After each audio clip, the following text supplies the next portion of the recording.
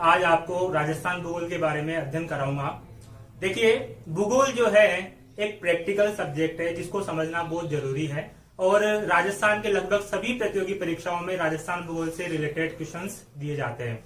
तो देखिए, राजस्थान भूगोल इसमें वैसे तो कई सारे टॉपिक्स होते हैं, लेकिन मुख्यतः दो टॉपिक हम यहाँ पे पढ़ेंगे। पहला टॉपिक है राजस्थान की स्थिति, विस्तार,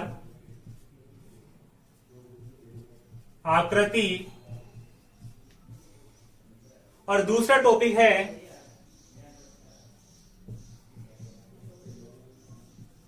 भौतिक प्रदेश।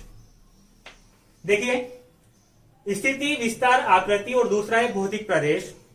भौतिक प्रदेश में अब आप ऐसा बोलोगे कि सर जो राजस्थान भूगोल में तो कई सारे टॉपिक्स होते हैं, लेकिन मैं कहूं कि भौतिक प्रदेश से ही रिलेटेड वो है। जैसे भौतिक और प्रदेश को हम अलग अलग इसका विस्तार से हम इन दोनों शब्दों को समझे हैं। तो देखो, भौतिक का मतलब क्या होता है? पृथ्वी पर स्थल मंडल होता है और स्थल मंडल पर कई सारी स्थलाकृतियां होती है। स्थलाकृतियों में जैसे मैदान है, पठार है, नदियां हैं, तो ये सभी क्या स्थलाकृतियों के भाग है और इन स्थलाकृतियों को ही भौतिक कहा जाता है।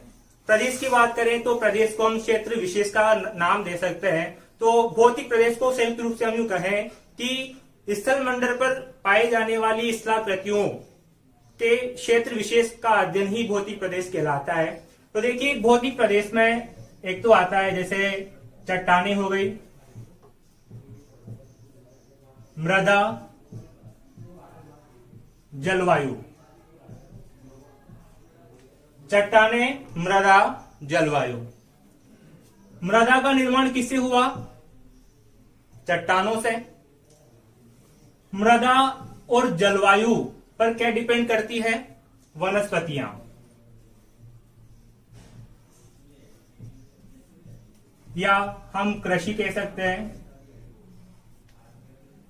अब देखिए, जिस क्षेत्र में वनस्पतियां और कृषि, या हम यूं कह सकते हैं कि कृषि जिस क्षेत्र में ज्यादा होती है वहां पे उद्योग का होना स्वाभाविक है, क्योंकि उद्योगों को कच्चा माल कहां से मिलता है? कृषि से मिलता है। चट्टानों की बात करें तो चट्टानों में ही खनिज पाए जाते हैं। चट्टानों से मृदा का निर्माण होता है, खनिज चट्टानों में पाए जाते हैं। मृदा और जलवायु का संबंध वनस्पतियों और कृषि से होता है, यानी जहाँ पे अच्छी मृदा होती है, जलवायु अच्छी होती है, वहां पे कृषि ज्यादा मात्रा में की जाती है। जहाँ पे कृषि ज्यादा मात्रा में की जाती है तो फलस्वरूप वहां पे उद्योग भी ज्यादा पाए जाते हैं। अब जिस क्षेत्र में उद्योग ज्यादा पाए जाएंगे वहां पे जनसंख्या भी ज्यादा निवास करेगी।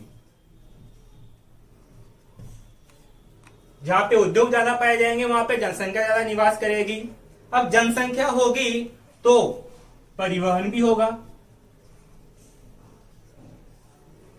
तो लगभग हम भौतिक प्रदेशों के अंदर ही सभी राजस्थान के भूगोल के जो टॉपिक हैं वो हम इसी के अंदर पढ़ेंगे। ठीक है, तो आज हम सबसे पहले बात करते हैं राजस्थान की स्थिति, विस्तार और इसकी आकृति की। तो देखिए, राजस्थान की जो स्थिति है उसको दो आधारों पर समझना बहुत जरूरी है। पहला आधार है मानचित्र। मानचित्र के आधार पर राजस्थान की स्थिति। तो मानचित्र में देखो, एग्जाम में जो प्रश्न किए जाते हैं वो तीन प्रकार से किए जाते हैं। एक तो किए जाते हैं विश्व के संदर्भ में, अर्थात पृथ्वी पर राजस्थान की स्थिति क्या है। दूसरा किया जाता है भारत के संदर्भ में, यानी भारत में राजस्थान की स्थिति क्या है। और तीसरा किया जाता है महाद्वीप के संदर्भ में, यानी महाद्वीप पर राजस्थान की स्थिति क्या है। ठीक है, दूसरा है सूर्य के सापेक्ष।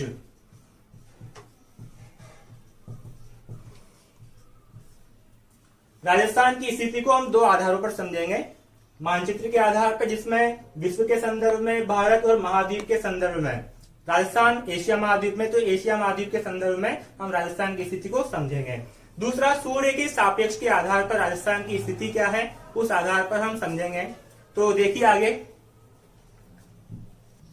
तो देखिए राजस्थान की स्थिति को हम भारत महाद्वीप यानी एशिया और पृथ्वी के संदर्भ में देखते हैं, तो मैंने यहाँ पे एक फ्लो चार्ट बनाया है जिसमें हम देख सकते हैं कि विश्व में राजस्थान की स्थिति उत्तर पूर्व, भारत में राजस्थान की स्थिति उत्तर पश्चिम और एशिया में राजस्थान की स्थिति दक्षिण पश्चिम है। अब क्या होता है कि जो परीक्षा का जो लेवल है अब काफी ज्यादा टफ हो गया है और इसीलिए दिशा न पूछकर कभी कभी कोण भी पूछ लिया जाता है, यानी जो उत्तर पूर्व दिशा है इसको हम ईशान दिशा भी कहते हैं। तो मान लो कि विकल्प में यदि ईशान आ जाए तो वहां पे कंफ्यूजन होने की संभावना रहती है, इसलिए ये कोण भी ध्यान रखना, उत्तर पूर्व दिशा या ईशान कोण, या हम कह सकते हैं उत्तर पश्चिम दिशा वायव्य कोण, और एशिया में दक्षिण पश्चिम दिशा या नैऋत्य कोण। ठीक है। अब देखो एग्जाम में यदि क्वेश्चन आ जाए कि राजस्थान की स्थिति के संदर्भ में निम्नलिखित में से कौन सा कथन सही है, अगर मान लो कि 4 विकल्प हैं, पहले विकल्प में उत्तर पूर्व ईशान कोण दे दिया, दूसरे विकल्प में उत्तर पश्चिम वायव्य कोण दे दिया, तीसरे विकल्प में दक्षिण पश्चिम और नैऋत्य कोण दे दिया, और चौथे विकल्प में दक्षिण पूर्व और आग्नेय कोण दे दिया, तो हमने मतलब यहाँ पे पूछा गया ही कौन से विकल्प सही है, तो यानी ये तीनों विकल्प सही होंगे, लेकिन उसमें जो पूछने का जो तरीका है वो अलग तरीके से होगा, यानी ये विकल्प दिए जाएंगे और नीचे ABCD यानी 4 ऑप्शन दिए होंगे कि 1 2 3 या 2 3 4 इस प्रकार से। तो इस प्रकार से आपको ये तीनों ही सही करने हैं। क्वेश्चन को उल्टा किया जा सकता है कि जैसे कि निम्नलिखित में से कौन सा विकल्प राजस्थान की स्थिति के संदर्भ में सही नहीं है, तो फिर हम यहाँ पे दक्षिण पूर्वी यानी आग्नेय कोण को सही करेंगे। ठीक है। तो देखिए इसको हम अलग अलग पोर्शन में समझते हैं। सबसे पहले हम बात करते हैं ग्लोब पर राजस्थान की स्थिति को। तो देखिए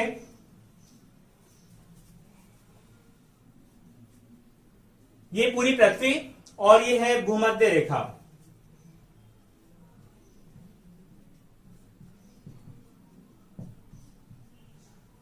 देखो भूमध्य रेखा पृथ्वी को 2 भागों में बांटती है। उत्तरी भाग को कहा जाता है उत्तरी गोलार्ध और दक्षिणी वाले भाग को कहा जाता है दक्षिणी गोलार्ध।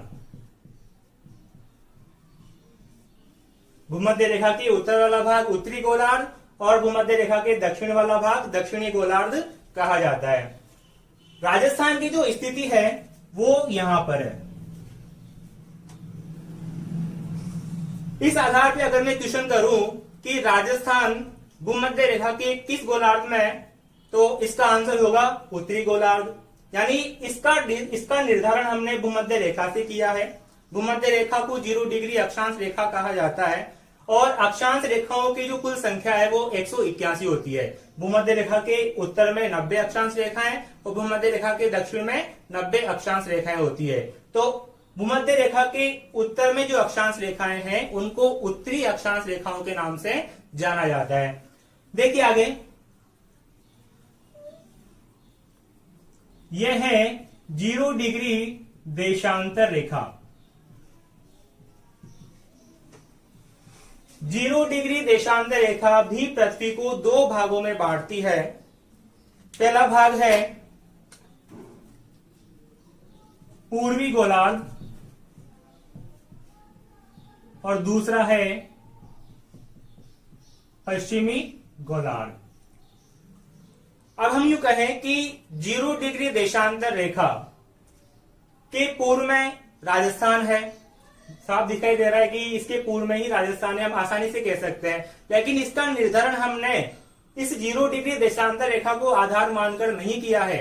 वो इसलिए क्योंकि देशांतर, तो मैं कह रहा था कि 0 डिग्री देशांतर रेखा से राजस्थान की स्थिति का निर्धारण नहीं होता है। 0 डिग्री देशांतर रेखा एक मतलब इसके पूर्व में जो जितने भी देश हैं तो उन सभी देशों का समय इस रेखा से आगे चलता है, यानी ग्रीनविच टाइम से जिन देशों का समय आगे चलता है वो सभी देश पूर्वी गोलार्ध में माने जाते हैं, और जिन देशों का समय ग्रीनविच रेखा से पीछे चलता है तो वो सभी देश पश्चिमी गोलार्ध में माने जाते हैं। ठीक है। तो देखिए तो यहाँ पे देखो राजस्थान की स्थिति के संदर्भ में यहाँ पे 3 क्वेश्चन बनते हैं। जैसे पहला क्वेश्चन है कि अक्षांशीय दृष्टि से राजस्थान की स्थिति कहाँ है, तो इसका आंसर होगा उत्तरी गोलार्ध। ठीक है। दूसरा प्रश्न है कि देशांतरीय दृष्टि से राजस्थान की स्थिति कहां पर है, तो इसका आंसर होगा पूर्वी गोलार्ध। और तीसरा क्वेश्चन यह है, यानी इन दोनों को संयुक्त रूप से अगर पूछा जाए तो यूं पूछा जा सकता है कि विश्व या ग्लोब पर राजस्थान की स्थिति कहां पर है, तो इसका आंसर होगा उत्तरी पूर्वी गोलार्ध या ईशान कोण। जैसा कि मैं फ्लो चार्ट पे पहले बता चुका हूं कि विश्व में राजस्थान की स्थिति कहां बताई गई है, उत्तरी पूर्वी गोलार्ध अर्थात ईशान कोण। ये दोनों ही आपको याद रखना है क्योंकि कभी कभी पूछ लिया जाता है, इसलिए ये भी पता होना जरूरी है। अब हम बात करते हैं भारत के संदर्भ में राजस्थान की स्थिति। देखिए ये भारत का नक्शा, ठीक है। भारत की जो मानक समय रेखा है वो भारत के लगभग बिल्कुल मध्य से गुजरती है और भारत की मानक समय रेखा जो है वो है 82.5 डिग्री पूर्वी देशांतर रेखा। भारत की बिल्कुल मध्य से गुजरती है और भारत के संपूर्ण क्षेत्र में इसी रेखा से समय माना गया है। यानी हमारे देश में चाहे वो कोई सा भी क्षेत्र हो, वहां की घड़ियां इसी देशांतर रेखा के आधार पर समय बताती है। इसी प्रकार हम बात कर रहे हैं कर्क रेखा की। कर्क रेखा भी भारत की बिल्कुल मध्य से गुजरती है, जो भी भारत को दो भागों में बांटती है, उत्तरी भारत और दक्षिणी भारत में। तो हम यहां देख सकते हैं कि जो राजस्थान की स्थिति है वो इस प्रकार से है।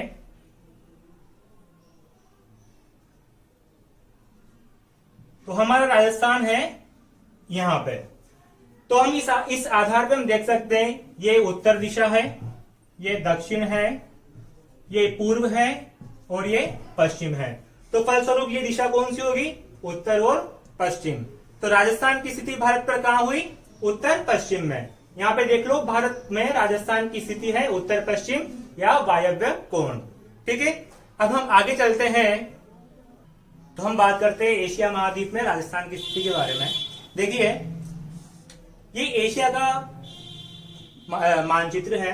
तो हम इसमें देखते हैं कि ये हमारा दक्षिणी एशिया जिसमें भारत है, इसके अलावा श्रीलंका है, बांग्लादेश है, नेपाल है, सभी दक्षिणी एशिया में शामिल है।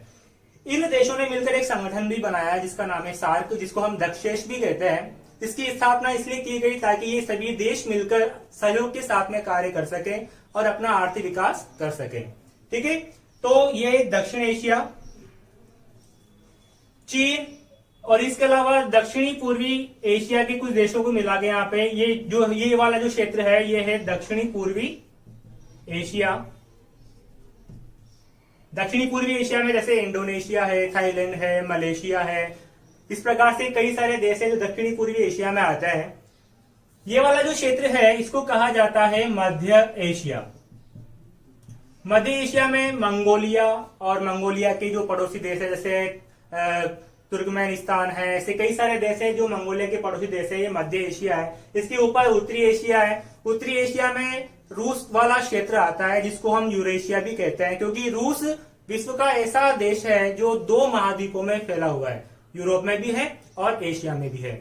इसी प्रकार हम बात करें ये पश्चिम एशिया। पश्चिम एशिया में ईरान, इराक, कई सारे अरब लीग के देश आते हैं। तो देखिए हम राजस्थान की स्थिति के बारे में देख रहे हैं कि राजस्थान न तो पूर्ण रूप से पश्चिम एशिया में आता है और न ही पूर्ण रूप से दक्षिण एशिया में आता है। तो राजस्थान की स्थिति कहां पर हुई, दक्षिणी पश्चिमी एशिया। राजस्थान की स्थिति एशिया में कहां पर हुई, दक्षिणी पश्चिमी एशिया में। ये पश्चिमी न तो पूर्ण रूप से पश्चिम एशिया में आता है और न पूर्ण रूप से दक्षिण एशिया में आता है। तो इस कारण से राजस्थान की स्थिति मानी गई है दक्षिण पश्चिम एशिया में।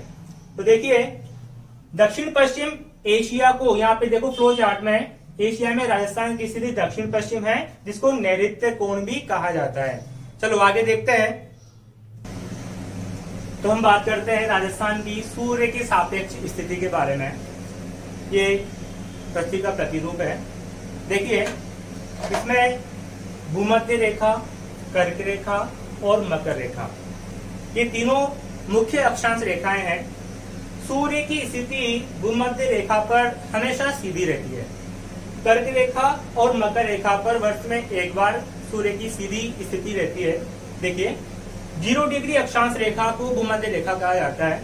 मैंने पहले कहा था कि भूमध्य रेखा के उत्तर में 90 अक्षांश रेखाएं होती है, 23.5 डिग्री उत्तरी अक्षांश रेखा को ही कर्क रेखा कहा जाता है।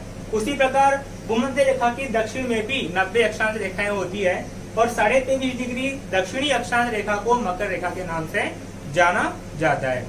तो देखिए, सूर्य की किरणें भूमध्य रेखा के बिल्कुल सीधी रहती है। तो सूर्य की किरणें सीधी रहने के कारण भूमध्य रेखा वाला जो क्षेत्र है, यानी इस क्षेत्र में तापमान क्या होता है, उच्च होता है। तापमान उच्च होता है और इसीलिए तापमान उच्च रहने से यहाँ का वायुदाब क्या होता है, कम होता है। ध्यान रखना कि तापमान और वायुदाब इन दोनों में परस्पर विपरीत संबंध होता है। जिस क्षेत्र का तापमान ज्यादा होगा वहां का वायुदाब कम होगा और जिस क्षेत्र का वायुदाब ज्यादा होगा वहां का तापमान कम होगा। ठीक है, तो यहाँ पे भूमध्य रेखा वाले क्षेत्र में सूर्य की सीधी किरणों के कारण, यानी सूर्य के सीधापन होने के कारण तापमान ज्यादा होता है और इसीलिए यहाँ पे वायुदाब कम होता है। तो देखिए, इस भूमध्य रेखा की यानी उत्तरी गोलार्ध में और दक्षिणी गोलार्ध में भूमध्य रेखा के आसपास जो हवाएं चलती है उनको व्यापारिक पवनों के नाम से जाना जाता है।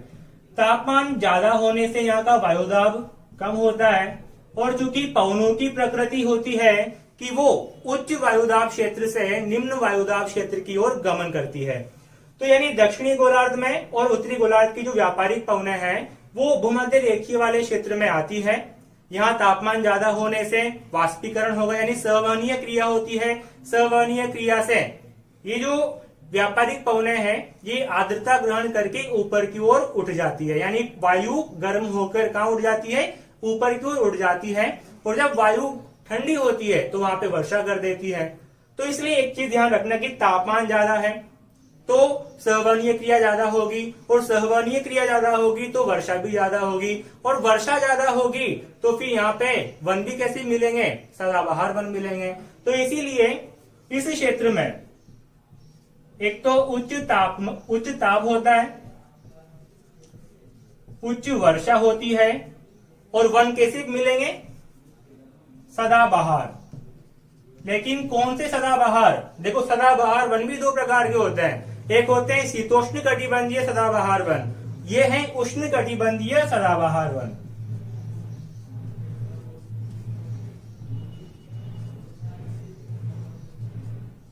उष्ण कटिबंधीय सदाबहार वन यहाँ पे पाए जाते हैं क्योंकि यहाँ पे तापमान ज्यादा है, वर्षा ज्यादा होती है और इसीलिए यहाँ पे सदाबहार वन पाए जाते हैं। देखो, उष्ण कटिबंधीय सदाबहार वनों को भी अलग अलग क्षेत्रों में अलग अलग नाम से जाना जाता है। जैसे हम बात करें अफ्रीका वाले क्षेत्र की,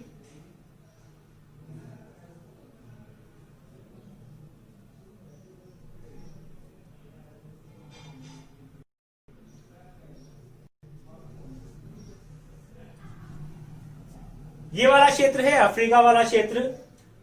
वैसे ये जो तीनों अक्षांश रेखाएं हैं वो अफ्रीका से गुजरती हैं, लेकिन ये वैसे ही बताने के लिए बता रहा हूं मैं कि अफ्रीका वाले क्षेत्र में इन भूमध्य उष्ण कटिबंधीय सदाबहार वनों को भूमध्य रेखीय वन कहा जाता है। क्या कहा जाता है, भूमध्य रेखीय सदाबहार वन कहा जाता है। कहां पे कहा जाता है इनको, अफ्रीका में। उसी प्रकार हम बात करें दक्षिणी अमेरिका की, इस वाले क्षेत्र में दक्षिणी अमेरिका में इन वनों को कहा जाता है अमेजोन वर्षा वन। क्या कहा जाता है, अमेजोन वर्षा वन। ठीक है, इसी प्रकार हम बात करें ब्राजील की, ब्राजील भी दक्षिणी अमेरिका में और ब्राजील में इन वनों को कहा जाता है सेल्वास। और हम बात करें अपने भारत की तो दक्षिणी भारत में भी उष्ण कटिबंधीय सदाबहार वन पाए जाते हैं और वहां पे इन वनों को कहा जाता है शोलास। क्या कहा जाता है, शोलास। ठीक है, चलो एक बात और कि दक्षिणी भारत में उष्ण कटिबंधीय सदाबहार वन कहाँ पाए जाते हैं। तुम्हें बता दूं कि दक्षिणी भारत चूंकि एक प्रायद्वीपीय क्षेत्र है और उस प्रायद्वीपीय क्षेत्र के दोनों तरफ यानी जो तटीय किनारे हैं उन दोनों तरफ पहाड़ियां हैं, कुछ पहाड़ियां हैं। एक तरफ है पूर्वी घाट और दूसरी तरफ है पश्चिमी घाट। ठीक है, तो पश्चिमी घाट में वर्षा ज्यादा होती है क्योंकि उष्ण कटिबंध में आता है, इसलिए तापमान ज्यादा होता है और इसीलिए उष्ण कटिबंधीय सदाबहार वनों की अधिकता भी पश्चिमी घाट में है। तो पश्चिमी घाट में भारत में इस प्रकार के वन पाए जाते हैं। ठीक है, अब आगे बात करते हैं। देखिए, सूर्य की सापेक्ष हम राजस्थान की स्थिति को पढ़ रहे हैं, तो यहाँ पे 4 कंडीशन पैदा होती है। पहली कंडीशन है कर्क संक्रांति, दूसरी है मकर संक्रांति, तीसरी है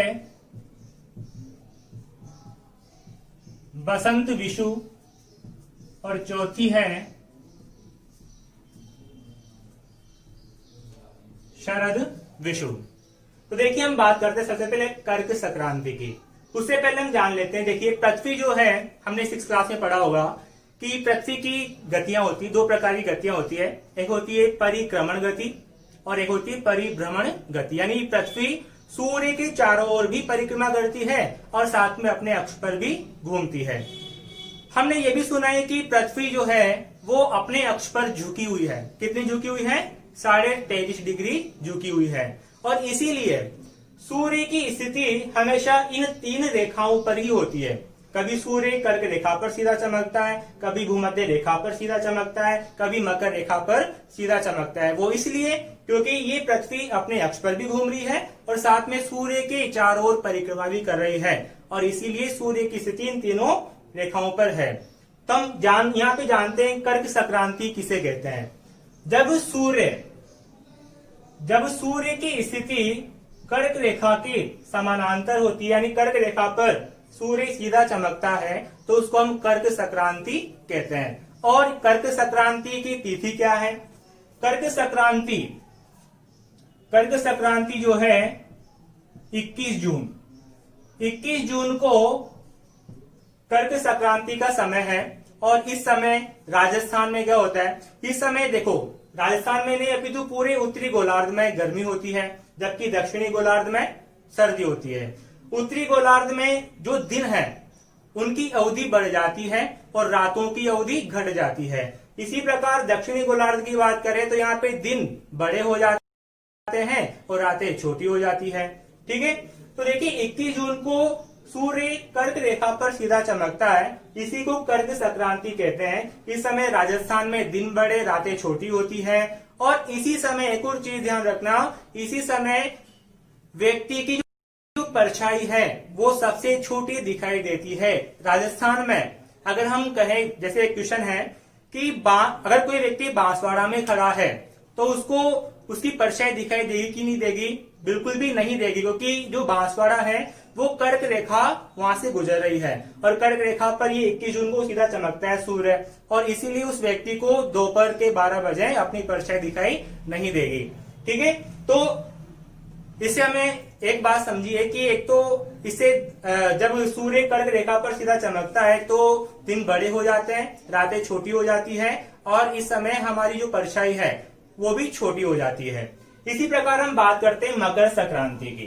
तो देखिए, जब सूर्य मकर रेखा पर सीधा चमकता है तो इसी स्थिति को मकर संक्रांति के नाम से जाना जाता है। मकर संक्रांति की जो अवधि है वो आती है 22 दिसंबर को। कब आती है? 22 दिसंबर को मकर संक्रांति की अवधि आती है। वो 14 जनवरी वाली मकर संक्रांति की बात हम नहीं कर रहे हैं, क्योंकि वो तो ज्योतिषी के आधार पे, ज्योतिष विद्या के आधार पे मानी गई है। जबकि 22 दिसंबर को सूर्य की स्थिति मकर रेखा के बिल्कुल सामने है और इसीलिए इसको मकर संक्रांति कहा गया है। अब देखो, इस मकर संक्रांति के समय कर्क संक्रांति का बिल्कुल अपोजिट होता है राजस्थान में।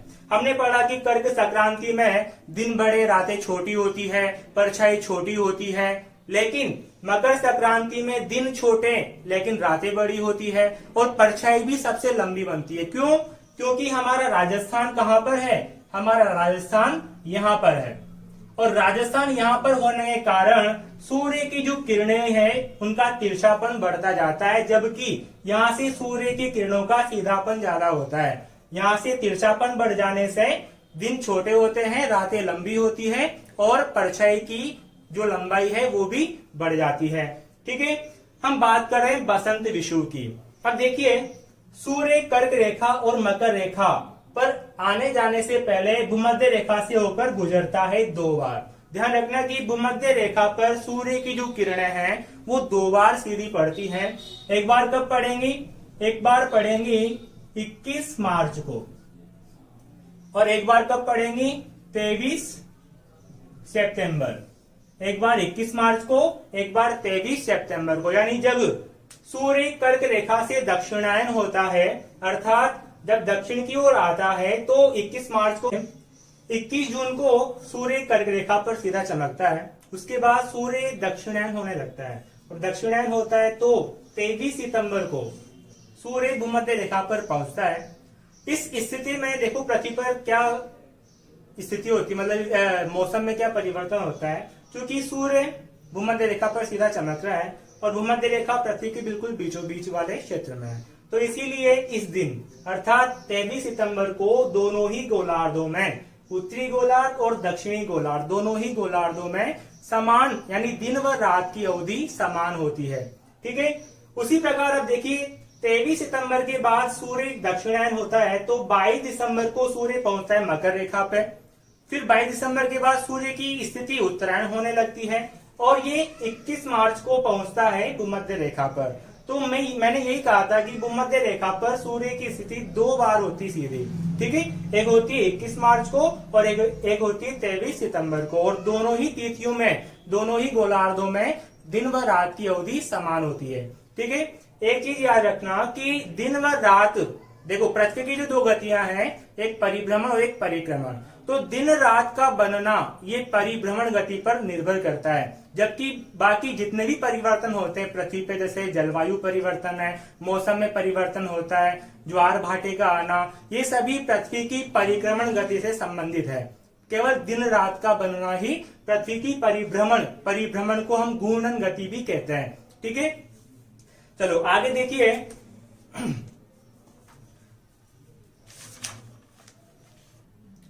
तो हम बात करते हैं, देखिए हमने अभी पढ़ा कर्क संक्रांति, मकर संक्रांति, बसंत विषु और शरद विषु। कर्क संक्रांति किसे कहेंगे, यानी जब सूर्य 21 जून को कर्क रेखा पर सीधा चमकता है तो इसको कर्क संक्रांति कहते हैं। जब सूर्य 22 दिसंबर को मकर रेखा पर सीधा चमकता है तो इसको मकर संक्रांति कहेंगे। जब सूर्य 21 मार्च को भूमध्य रेखा पर सीधा चमकता है तो इसको बसंत विषु, और जब सूर्य 23 सितंबर को भूमध्य रेखा पर सीधा चमकता है तो इसको शरद विषु कहते हैं। ठीक है, ये हमारी ऋतुएं भी है। गर्मियों के बाद में और गर्मियों के पहले, यानी सर्दियों के बाद और गर्मियों से जस्ट पहले जो ऋतु आती है ना, वो बसंत ऋतु आती है। मार्च के महीने में जो ऋतु है उसको हम बसंत ऋतु के नाम से जानते हैं। उसी प्रकार सर्दियां शुरू होने से पहले जो ऋतु होती है उसको हम शरद ऋतु कहते हैं। ठीक है, तो कर्क संक्रांति, मकर संक्रांति, बसंत विषु और शरद विषु ये आपने जाना। अब हम बात करते हैं राजस्थान की। तो देखिए राजस्थान में सूर्य की जो किरणें हैं वो सबसे पहले कहां पहुंचेंगी। देखो ये राजस्थान का पूर्वी भाग, ये उत्तरी, ये दक्षिणी और ये पश्चिमी भाग। अब आप सभी को पता है कि सूर्य कौन सी दिशा से उदय होता है, पूर्वी दिशा से। तो फलस्वरूप ये जो यहाँ पे ये वाला जो क्षेत्र है ये है धौलपुर। कौन सा क्षेत्र है, धौलपुर। और ये वाला जो क्षेत्र है ये है धौलपुर का सिलाना या सिलोन गांव। तो अगर हम यूं कहें कि सूर्य यानी राजस्थान में सबसे पहले सूर्योदय और सबसे पहले सूर्यास्त कहाँ होता है, तो वो है धौलपुर का सिलाना या सिलोन गांव। उसी प्रकार हम कहें कि राजस्थान में सबसे बाद में सूर्योदय और सबसे बाद में सूर्यास्त कहाँ होता है, तो राजस्थान का सबसे पश्चिमी जो क्षेत्र है वो है जैसलमेर, और जो सबसे पश्चिमी बिंदु है राजस्थान का वो है कटरा गांव। कौन सा गांव, कटरा गांव, जो कि जैसलमेर की सम तहसील में आता है। कटरा गांव जैसलमेर, यहाँ पे सबसे बाद में सूर्योदय होगा और सबसे बाद में ही सूर्यास्त होगा। तो ये चीज ध्यान रखना कि सबसे पहले सूर्यास्त कहाँ होता है और सबसे बाद में सूर्यास्त कहाँ होता है, सबसे पहले सूर्योदय कहाँ होता है और सबसे बाद में सूर्योदय कहाँ होता है। ये चीज आपको ध्यान रखनी है। एक चीज बता दूं कि जो अक्षांश और देशांतर रेखाएं हैं ये हम वर्ल्ड ज्योग्राफी में पढ़ेंगे। अक्षांश रेखाएं, सामान्य सी बात है कि जो अक्षांश रेखाएं हैं वो तापमान का निर्धारण करती है, ठीक है, और जो देशांतर रेखाएं हैं वो समय का निर्धारण करती है। समय की गणना हम देशांतरों के आधार पर करते हैं, ठीक है। देखो मैंने बताया था कि देशांतर रेखाओं की संख्या होती है कितनी, 360। पूर्वी गोलार्ध में 180 देशांतर होते हैं और पश्चिमी गोलार्ध में भी 180 देशांतर होते हैं। और ध्यान रखना कि सूर्य की जो किरणें हैं उनको एक देशांतर से दूसरे देशांतर में जाने के लिए 4 मिनट का समय लगता है। कितने मिनट का समय लगता है? 4 मिनट का समय लगता है। और सूर्य को इन 360 देशांतरों को पार करने में कितना समय लगता है? 24 घंटे। कितना लगता है? 24 घंटे। आप चाहो तो इंटू कर सकते हो, 360 को 4 से इंटू करो, जो मान आया उसमें आप 60 का भाग दे दो, आपको 24 घंटे मिल जाएंगे। ठीक है। अब देखिए बांसवाड़ा की बात करते हैं। जो बांसवाड़ा है राजस्थान का सबसे दक्षिणी जिला है और कर्क रेखा राजस्थान के बांसवाड़ा जिले के लगभग मध्य से होकर गुजरती है। तो जो बांसवाड़ा है यहाँ पे सूर्य की सबसे सीधी किरणें पड़ती है। सूर्य की सबसे सीधी किरणें राजस्थान में कहां पड़ेंगी? बांसवाड़ा में। और राजस्थान का जो सबसे उत्तरी जिला है वो है श्री गंगानगर। तो जब सबसे सीधी बांसवाड़ा में पड़ रही है तो सबसे तिरछी कहां पड़ेंगी? श्री गंगानगर जिले में। तो ध्यान रखना, ये भी क्वेश्चन आ चुके हैं एग्जाम में कि राजस्थान में सूर्य की सर्वाधिक सीधी किरणें कौन से जिले में पड़ती है या कौन से जिले में तिरछी किरणें पड़ती है। क्वेश्चन आ चुके हैं एग्जाम में, इसलिए ये चीज भी ध्यान रखना। सूर्य की सीधी किरणें कहां पड़ती है? बांसवाड़ा में। और सबसे तिरछी किरणें कहां पड़ती है? गंगानगर में। तो देखिए ये तो छोटी सी चीज है। अब जो पेपर का जो लेवल है वो काफी हाई हो चुका है, तो इसमें ये चीज नहीं पूछकर कुछ और चीजें पूछी जाती है। जैसे कि पूछ लिया कि राजस्थान में सूर्य के सीधेपन का आरोही क्रम क्या है। आरोही क्रम का मतलब क्या होता है? छोटे से बड़े की ओर जाना, अर्थात सबसे तिरछेपन से, यानी हम चलेंगे उत्तर से दक्षिण की ओर, क्योंकि सबसे तिरछापन गंगानगर में, उसके बाद हनुमानगढ़ में, उसके बाद बीकानेर में, उसके बाद चूरू में। इस प्रकार से ये क्रम होता है आरोही।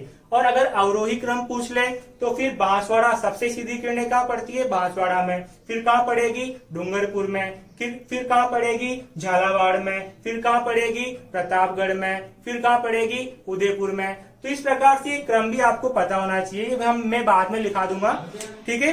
तो हम बात करते हैं आगे। देखो अगर मैं एक क्वेश्चन करूं जो मैं पहले बता चुका हूं, मैं उससे संबंधित एक क्वेश्चन करता हूं कि मान लो कि कर्क रेखा को भूमध्य रेखा से स्थानांतरित कर दिया जाए तो राजस्थान की स्थिति के संदर्भ में क्या सही होगा।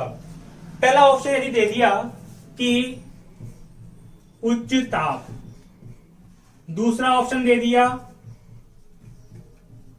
उच्च वर्षा, और तीसरा ऑप्शन दे दिया सदाबहार वन, और चौथा ऑप्शन दे दिया उपयुक्त सभी। तो हमारा आंसर क्या होगा?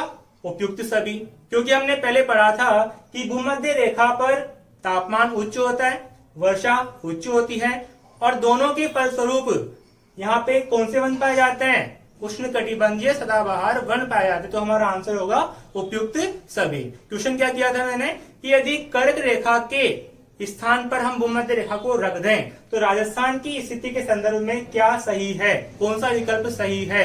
तो हमारा आंसर होगा उपयुक्त सभी। अब आगे हम बात करेंगे अगली क्लास में। धन्यवाद।